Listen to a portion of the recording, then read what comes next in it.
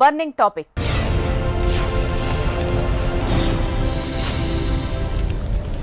Operation సింధూర్తో గంటల వ్యవధిలో పాకిస్తాన్ను చావుదెబ్బ తీసింది భారత్. అత్యంత ఖచ్చితత్వంతో దాదాపు డజను సైనిక స్థావరాలను భారత్ ధ్వంసం చేసింది. ఈ దాడిలో పాకిస్తాన్కు చెందిన 5వ వంతు రక్షణ మౌలిక వసతులు, సైనిక స్థావరాలు, బంకర్లు, ఉగ్రవాదుల స్థావరాలు ధ్వంసమైపోయాయి. చైనా, తుర్కీ అందించిన ఆయుధాలు పాకిస్తాన్కు ఏమాత్రం అచ్చిరాలేదు. ముఖ్యంగా BrahMos Akash missiles, D4 anti drone system, S-400 గగనతల రక్షణ వ్యవస్థల ధాటికి పొరుగుదేశం బెంబేలెత్తిపోయింది. ఈ నేపథ్యంలో భారత అమ్ముల పొదిలోని ఆ ఆయుధాలపై సర్వత్రా ఆసక్తి ఏర్పడింది.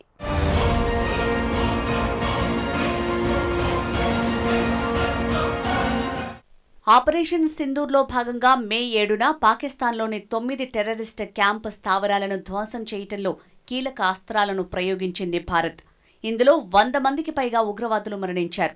ఈ దాడిలో భారతదేశం తన made in India supersonic cruise BrahMos క్షిపణిని ఉపయోగించింది. ఒకవేళ భారత్ పాకిస్తాన్ మధ్య యుద్ధం తీవ్రమైతే ఈ క్షిపణులు మరింత కీలక అస్త్రంగా మారనుంది. భారత్ గనక బ్రహ్మోస్ ప్రయోగిస్తే దాన్ని అడ్డుకోవడం పాకిస్తాన్కు సాధ్యం కాకపోవచ్చు అనే అభిప్రాయాలు వ్యక్తమయ్యాయి. బ్రహ్మోస్ సూపర్సోనిక్ క్షిపణుల గురించి పాకిస్తాన్లో ప్రతిపక్ష పార్టీల ఎంపీలు పార్లమెంట్లో ఆందోళన వ్యక్తం చేశారు. ఈ నేపథ్యంలో అసలు బ్రహ్మోస్ క్షిపణి అంటే ఏంటి అనే అంశంపై చర్చ ప్రారంభమైంది. బ్రహ్మోస్ను 21వ శతాబ్దపు బ్రహ్మాస్త్రగా అభివర్ణిస్తారు రక్షణ రంగ నిపుణులు. ప్రపంచంలో అత్యంత వేగవంతమైన క్షిపణుల్లో బ్రహ్మోస్ ఒకటి. ఇది భూమి నుంచి తక్కువ ఎత్తులో చాలా ఎక్కువ వేగంతో దూసుకుపోతుంది. ఈ కారణంగా సూపర్సోనిక్ క్రూయిజ్ క్షిపణులను రాడార్ ద్వారా ట్రాకింగ్ చేయటం అంత సులభం కాదు. ఈ క్షిపణులు తక్కువ సమయంలో ఎక్కువ దూరాలకు ఆయుధాలను తీసుకువెళ్లగలవు.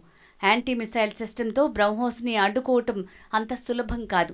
బ్రహ్మోస్ ధ్వని వేగానికి 2.8 రెట్లు ఎక్కువ వేగంతో బ్రహ్మోస్ క్షిపణులు ప్రయోగిస్తాయి.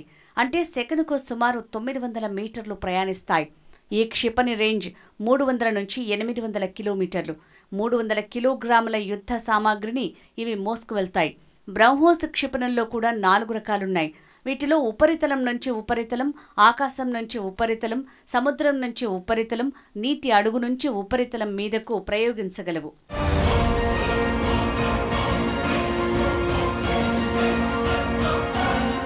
భారత్కు చెందిన DRDA, రష్యాకు చెందిన NPOMల joint venture BrahMos aerospace BrahMos క్షిపణులను అభివృద్ధి చేస్తోంది.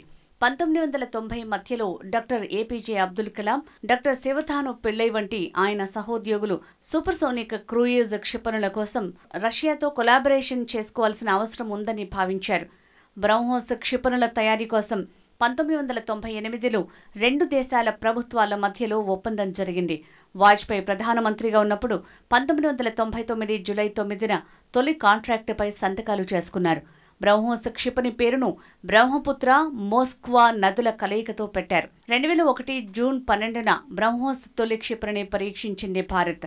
2005 నుంచి భారత నౌకాదళానికి ఇది అందుబాటులోకి రాగా 2007 నుంచి భారత ఆర్మీ ఈ క్షిపణిని తన సేవల్లోకి తీసుకుంది.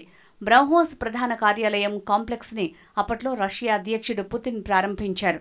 బ్రహ్మోస్ క్షిపణిని అభివృద్ధి చేయటానికి $250 మిలియన్ ఖర్చు చేశారు. నేటి విలువ ప్రకారం 2135 కోట్లకు సమానం. ఈ ప్రాజెక్టులో భారతదేశం 50.5%, రష్యా 49.5% వాటా అందించింది.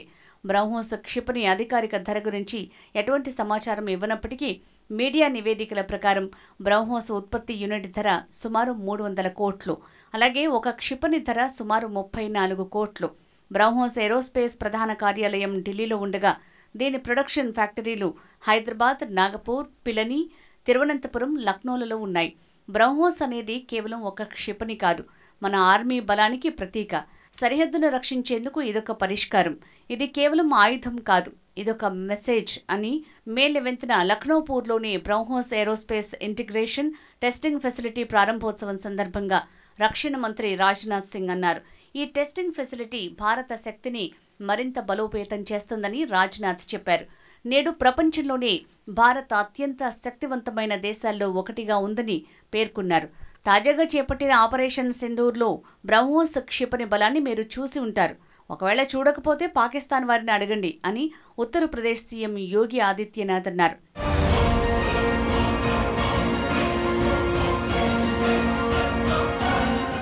భారత్ జరిపిన దాడులను జీర్ణించుకోలేని పాకిస్తాన్ మే 8, 9 తేదీల్లో మన గగనతలాన్ని లక్ష్యంగా చేసుకుని దాడులకు ప్రయత్నించింది. అయితే పాక్ ప్రయోగించిన డ్రోన్లు, క్షిపణులు, యుద్ధ విమానాలను దేశీయంగా అభివృద్ధి చేసిన ఉపరితలం నుంచి గగనతలంలోనే కూల్చేసే ఆకాశ్ మిసైల్తో భారత్ అడ్డుకుంది. పాక్ డ్రోన్లను ముప్పతిప్పలు పెట్టి 3 చెరువుల నీళ్లు తాగించినంత పనిచేసింది మన ఆకాశ్. 50కి పైగా పాకిస్తాన్ డ్రోన్లను కూల్చివేసింది మేడ్ ఇన్ ఇండియా ఆకాశ్ క్షిపణి. స్వదేశీ పరిజ్ఞానంతో రూపొందించిన ఆకాశ క్షిపణి వ్యవస్థ భూమి మీద నుంచి నేరుగా బహుళ లక్ష్యాలను మీడియం రేంజ్లో ఛేదించగలదు. ఒకేసారి 1కి మించి దూసుకువెళ్లే మిసైలు గాని, డ్రోన్లను గాని నేల కూల్చగలుగుతుంది. Real time multi sensored data processing దాడి తీవ్రతను అంచనా వేయగలదు. ఏ దిశ నుంచి దాడులు సంభవించినా ఒకేసారి ఛేదించగలదు. డ్రోన్లను చిత్తు చేయడంలో ఆకాశ్ 100% స్ట్రైక్ రేటు అందుకునే అవకాశాలున్నాయి. రియల్ టైం దాడుల్ని కూడా వెంటనే గుర్తించి ప్రత్యర్థి ఎత్తులను ఆకాశ్ మిసైల్ సమర్థవంతంగా తిప్పికొట్టే సత్తా కలిగి ఉంది. ఆకాశ్ ఎన్జీ వర్షన్ 80 కిలోమీటర్ల పరిధి, గంటకు 2500 కిలోమీటర్ల వేగం. ఒకేసారి 64 లక్ష్యాలను ట్రాక్ చేసి 12 మిసైళ్లను ప్రయోగించగల సామర్థ్యం దీని సొంతం. దీంతో సరిహద్దు ప్రాంతాలలో ఎలాంటి అవాంఛనీయ సంఘటనలు జరిగినా తక్షణమే స్పందించి శత్రువుల ప్రయత్నాలను విఫలం చేసేందుకు ఆకాశ్ క్షిపణి వ్యవస్థ నిరంతరం సన్నద్ధంగా ఉంటుంది. ఆకాశ్ మిసైల్స్ ని సమస్యాత్మక ప్రాంతాల్లో పెద్ద ఎత్తున మోహరించారు. ఆకాశ్ క్షిపణి తయారీలో డాక్టర్ ప్రహ్లాద రామారావు కీలక పాత్ర పోషించారు. మాజీ రాష్ట్రపతి, missile man doctor APJ Abdul Kalam స్వయంగా రామారావును ఎంపిక చేశారు. ఆకాశ్ ప్రాజెక్టుకు అతి చిన్న వయసులో ప్రాజెక్టు డైరెక్టర్గా నియమించారు. ఆ సమయంలో భారత సైన్యం ఈ వ్యవస్థపై నమ్మకంగా లేనప్పటికీ రామారావు కృషితో ఆకాశ్ విజయవంతంగా అభివృద్ధి చేసింది. భారత వైమానిక రక్షణ వ్యవస్థలో ఆకాశ్ ముఖ్యమైంది. బీడీఎల్, డీఆర్డీఓ సంయుక్తంగా అభివృద్ధి చేసిన ఈ మిసైల్ వ్యవస్థలో అనేక మార్పులు, సంస్కరణలు జరిగాయి. ఆకాశ్ మాత్రమే కాదు, డాక్టర్ రామారావు దాదాపు 10కి పైగా మిసైల్ వ్యవస్థల అభివృద్ధిలో కీలక పాత్ర పోషించారు.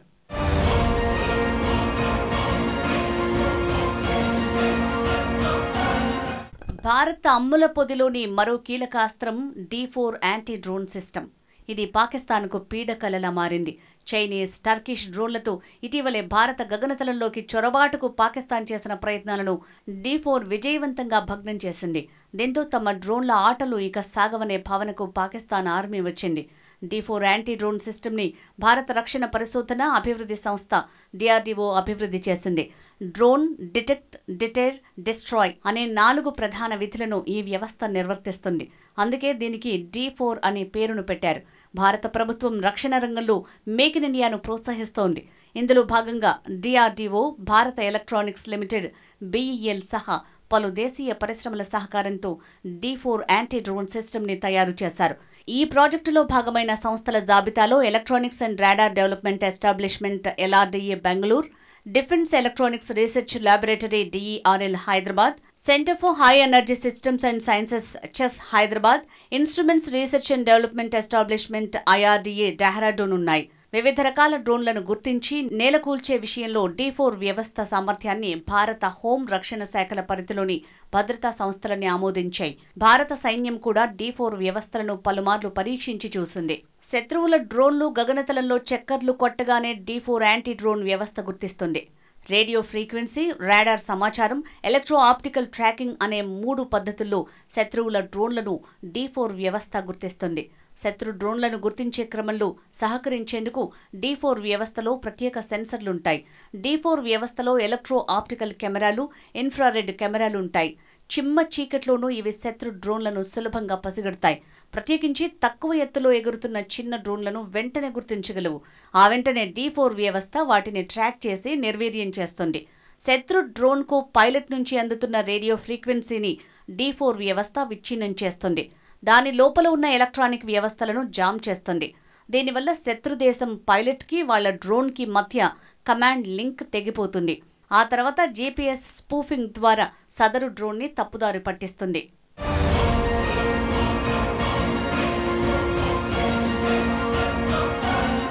పాకిస్తాన్ దాడుల్ని ధీటుగా తిప్పికొట్టిన S-400 గగనతల రక్షణ వ్యవస్థ మిలిటరీ దళాల ప్రశంసలు పొందుతోంది. భారత వైమానిక దాడుల్ని గుర్తించడంలో చైనా ఇచ్చిన డిఫెన్స్ సిస్టమ్ ఫెయిల్ కావడంతో పాక్ ఉక్కిరిబిక్కిరైపోయింది. దాడులు జరిగే వరకు కూడా గుర్తించలేకపోయింది. ఇక ఈ దాడులకు ప్రతిగా భారత్లోకి కీలక ప్రాంతాలైన అవంతిపుర, శ్రీనగర్, జమ్మూ, పఠాన్కోట్, అమృత్సర్, కపుర్తలా, జలంధర్, లూథియానా, ఆడంపూర్, భటింగా, చండీగఢ్, నల్, ఫలోడి, ఉత్తర్లై, భుజ్ ప్రాంతాలే లక్ష్యంగా పాకిస్తాన్ సైన్యం వైమానిక దాడులకు ప్రయత్నించింది. భారత వైమానిక దళం దీన్ని పటాపంచలు చేసింది. రష్యా రూపొందించిన S-400ని భారత్ సుదర్శన్ చక్ర పేరుతో మోహరించారు. పాకిస్తాన్ ప్రయోగించిన పాక్ డ్రోన్లు, మిసైళ్లను ఇది మార్గమధ్యలోనే ధ్వంసం చేసింది. S-400 ముప్పు ఉండటంతో పాక్ యుద్ధ విమానాలు అనేకం మార్గమధ్యలోనే వెనక్కి మళ్లాల్సి వచ్చింది. తాజాగా ప్రధాని మోడీ S-400లు మోహరించిన ఆదంపూర్ వైమానిక స్థావరాన్ని కూడా సందర్శించారు. S-400 ప్రపంచంలోనే అత్యంత అధునాతనమైన మొబైల్ ఎయిర్ డిఫెన్స్ సిస్టమ్. దీన్ని సులభంగా ఒక ప్రాంతం నుంచి మరో ప్రాంతానికి తరలించేందుకు అవకాశం ఉంటుంది. దాన్ని ఓ వాహనంపై అమర్చొచ్చు. ఒకేసారి మల్టిపుల్ టార్గెట్స్ని ధ్వంసం చేస్తుంది. S-400 ద్వారా 4 రకాల మిసైళ్లను ప్రయోగించి శత్రుదేశ డ్రోన్లు, యుద్ధ విమానాలు, క్రూయిజ్, బాలిస్టిక్ మిసైళ్లను ధ్వంసం చేయొచ్చు. ఒకేసారి 36 టార్గెట్లను ట్రాక్ చేయొచ్చు. అలాగే 12 టార్గెట్స్పై ఒకేసారి దాడి చేస్తుంది. 600 కిలోమీటర్ల దూరం నుంచే ట్రాక్ చేస్తూ 400 కిలోమీటర్ల పరిధిలోనే శత్రువుల మిసైల్స్ని కూల్చే సత్తా వీటి సొంతం. విమానాలు, డ్రోన్లు, క్రూయిజ్ మిసైల్స్, బాలిస్టిక్ మిసైల్స్ ఇలా వేర్వేరు లక్ష్యాలను ఒకేసారి టార్గెట్ చేసి ఛేదిస్తుంది. వీటి రియాక్షన్ టైం చాలా వేగంగా ఉంటుంది. S-400 యాంటీ మిసైల్ డిఫెన్స్ సిస్టమ్ని ఫైర్ చేసేందుకు 5 నిమిషాల్లోనే రెడీ చేయొచ్చు. ఇందులో 3D phased radar tracking system ఉంటుంది.